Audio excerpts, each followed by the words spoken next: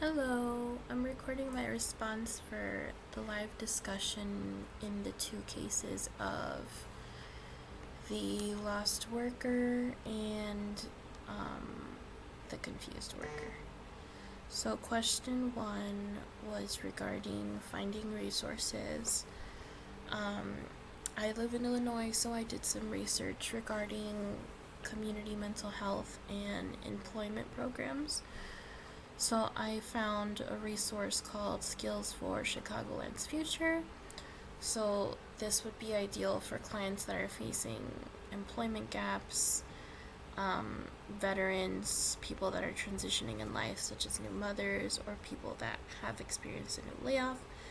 So this program allows counselors to connect their clients to career coaches to help them with job readiness training and any personal guidance they may need with their current skill sets.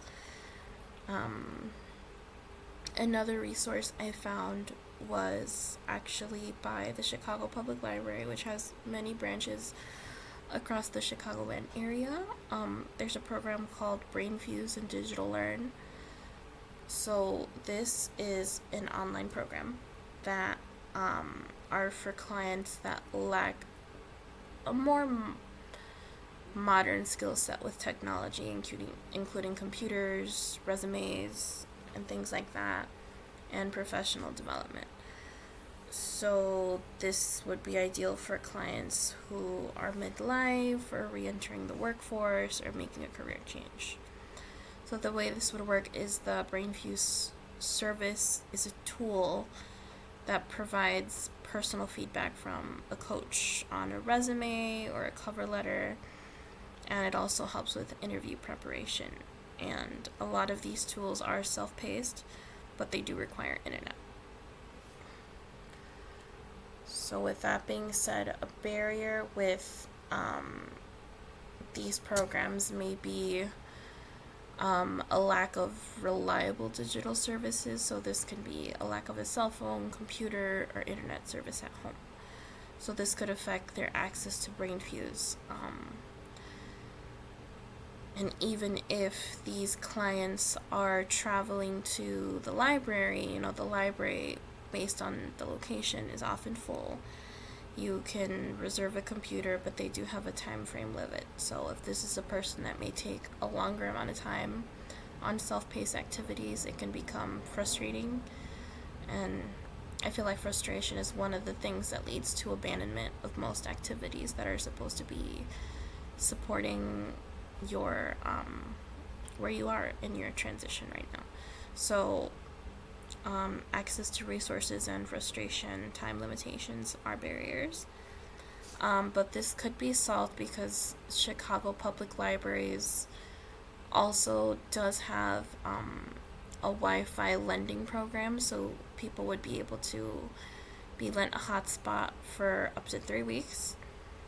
But there is again the issue of a computer device or a phone if that's not available for the person, but the internet can be addressed.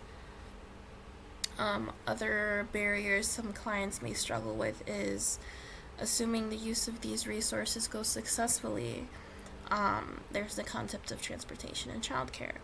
So with interviews and new careers and schedule changes, some clients may be trying to access the library or a new job location, and that would cost money.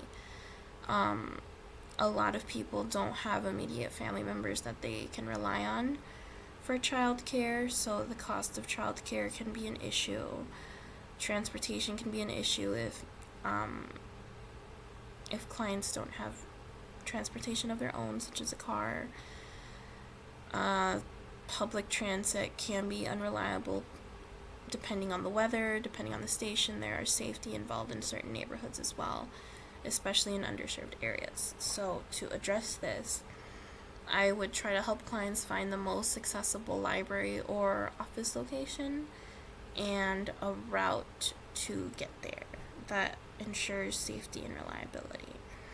So because I myself can't provide the financial support with childcare and cost resources, I would say it is a pro that the library does allow children and has flexible hours. They have playrooms that you can rent for privacy, and child safe areas where you can keep an eye on them while you work.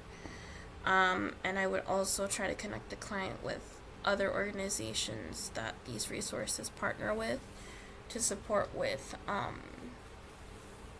childcare vouchers or transit passes for the CTA that people qualify based on income or other needs. Okay.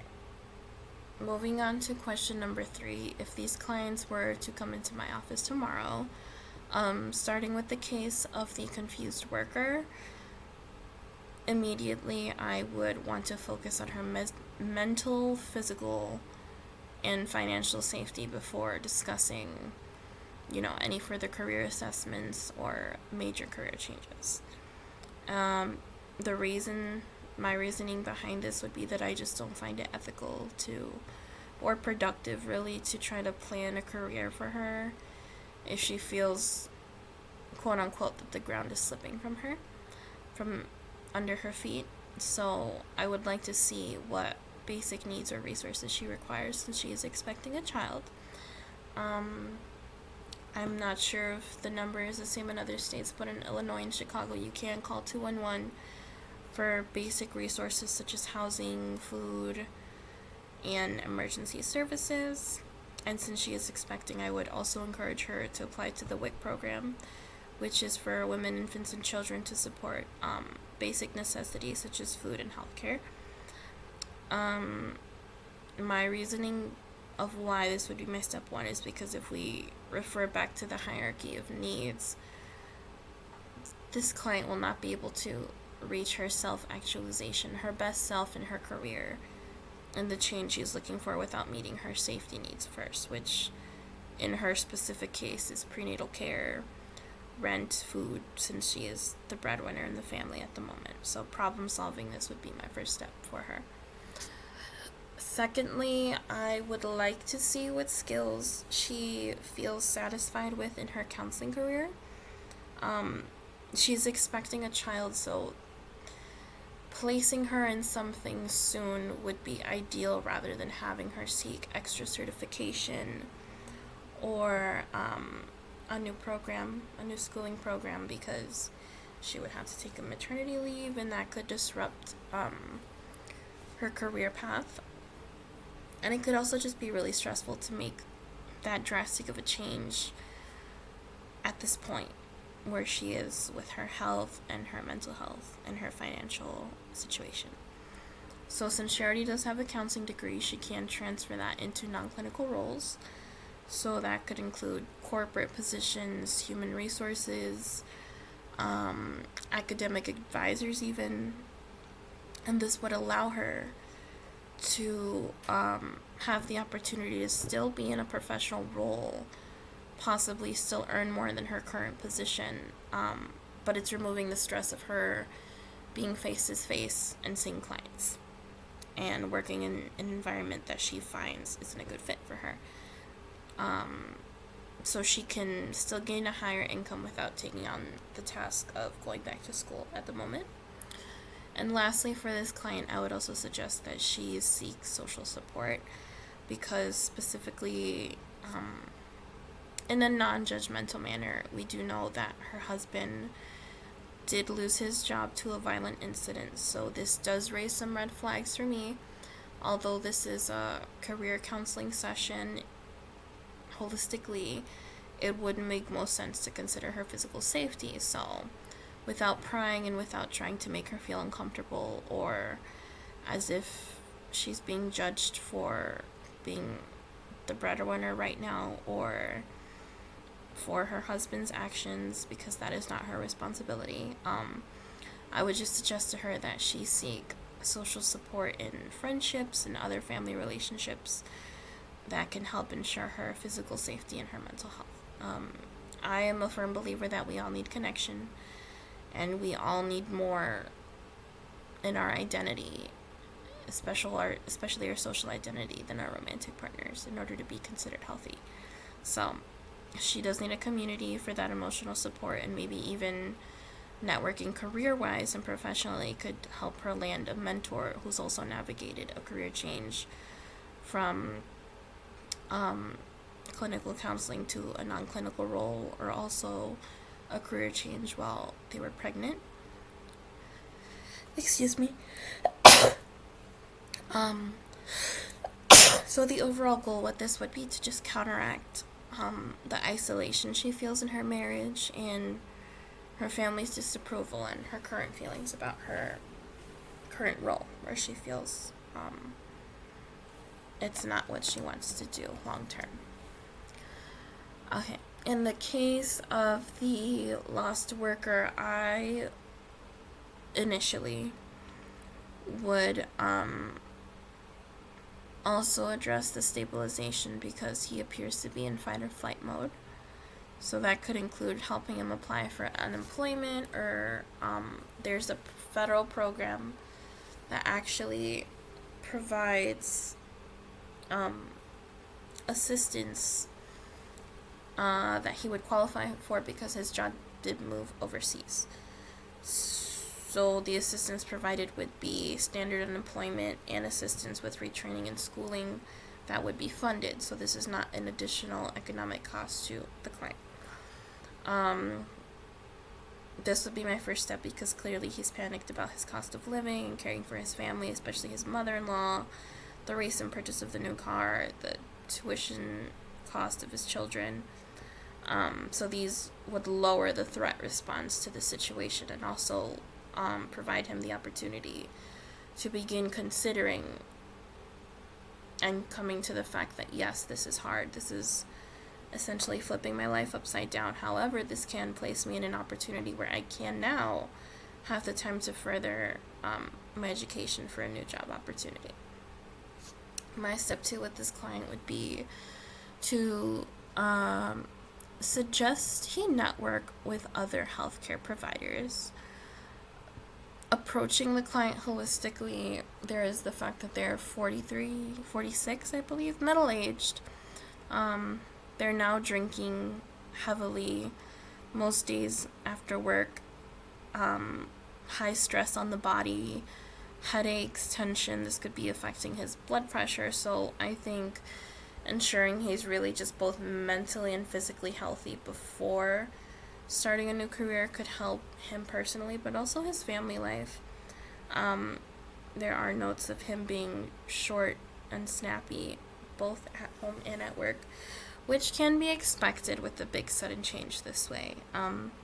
When we lose our job and it's really out of our jurisdiction, it can really feel kind of like the previous client said, like the ground is falling from beneath you. And, considering the gender of the client, this is the man of the family. They are the breadwinner, the provider. Up to this point in life, they've been able to provide a cush lifestyle, which, imagine losing that. Your family depends on you, so that's a lot of a mental strain that can have physical effects. So I would like to address that with other healthcare providers.